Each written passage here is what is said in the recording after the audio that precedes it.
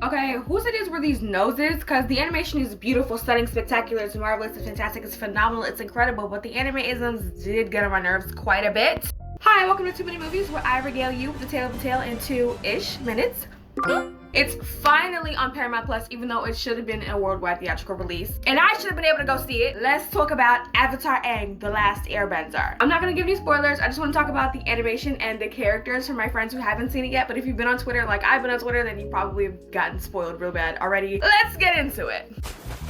Katara, my perfect pretty princess, my angel, my love, mwah! Biblically the greatest waterbender ever. They call her Moses in the streets. She's flawless, truly. Now she did keep missing the point by pointing out that Aang was the Avatar. That got on my nerves a little bit. I was like, girl, we know he's the Avatar. She kept trying to tell him that he's still important, but in doing so, she was reinforcing the very thing that made him feel so isolated and alone. I wish he had acknowledged his pain a little bit more and provided some like real comfort, because you're the Avatar is not what he needs to hear, but they did get there in the end, so I'm cool. That's my queen. Come on, Katang, that's my ship. My parents, they raised me.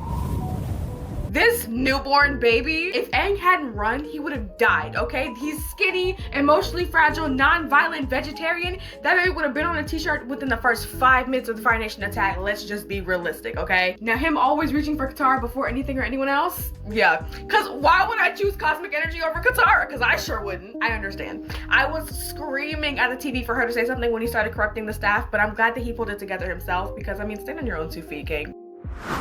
Now we gotta talk about Sokka. We simply must. My king, my love, Suki, I know you can fight, but let me borrow him for a minute, just a second, too, just like just a little bit. I loved him when I was 5, and I love him forever, because he always comes through. That's my guy. Zuko still being sexy. I love that the Fire Lord bust down is genetic. Come on, bundles. Make sure death with honor. First of all, why we gotta die?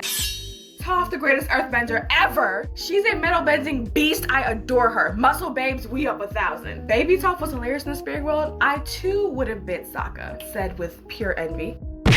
Taga, you nasty, evil, funky, mean-spirited, selfish, traitorous, selfish bastard. Non-violence against violence does have its place, but combat is not one of them. Team Avatar had obviously never fought an airbender before. Nobody had, so they were clearly out of their depth, right? But Taga was fighting to kill. They were fighting to subdue, and that's why there was a lot of space for him to have the, openings he needed. You know what I'm saying? Now, I did have a lot of fun, but I do have a couple of critiques. This slowly moving away from their cultural influences, dumb. The Suki erasure, pissing me off, bro. As a non-bender, she could have stood right along Sokka as strengthening the whole bending versus non-bending thing.